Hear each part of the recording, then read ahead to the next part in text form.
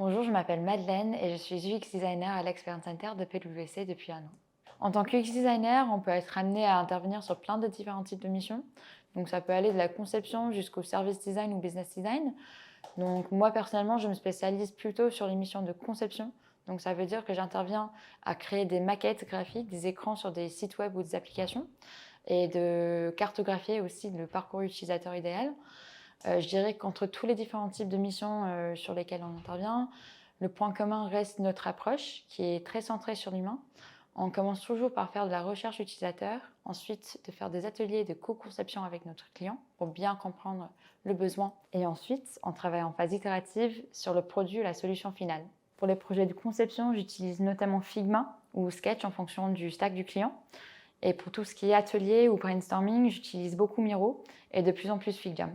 Sur le côté purement professionnel, je dirais que notre plus grand avantage est la diversité des missions sur lesquelles on peut être amené à travailler. Pour quelqu'un comme moi qui n'est pas eu un parcours de designer classique, j'ai fait Sciences Po et un peu de computer science, c'est hyper intéressant de pouvoir toucher un peu à tout, de pouvoir un jour travailler sur une application de finances personnelles pour une grande banque et le lendemain de basculer sur de la recherche utilisateur pour une marque de mode. Ça nous permet d'apprendre sur le tas, aussi de travailler à la fois notre relationnel et nos compétences techniques avec des clients qui sont tout aussi divers que les projets. Je dirais que sur le côté humain, on a d'abord l'avantage de travailler dans de super beaux locaux. On n'est pas une très grande équipe, on est une quarantaine. On a une super ambiance qui est très conviviale. On se connaît tous et on connaît tous aussi l'avantage qu'on a d'être aussi divers dans nos parcours. On n'a pas du tout tous des parcours de designers classiques. Il y en a qui ont fait des écoles d'ingénieurs, qui ont travaillé dans l'informatique, dans le marketing, dans des startups. On en a qui ont fait de la psychologie ou de l'ergonomie. Et pourtant, on se retrouve tous là à se partager nos apprentissages, nos expériences et à s'épauler sur des missions. Je pense que le projet qui m'a le plus marqué et à date le plus gros projet que j'ai fait ici, c'est un projet pour un acteur français de la boisson. Et c'était un projet transverse, donc ça veut dire que ça impliquait plusieurs business units du conseil de PwC.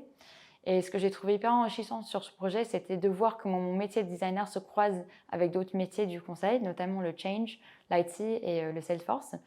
Et c'était hyper enrichissant du point de vue où c'est des gens avec qui j'aurais pas bossé sur un projet purement Experience Center. Et voilà, ça a créé de bons moments et un produit super.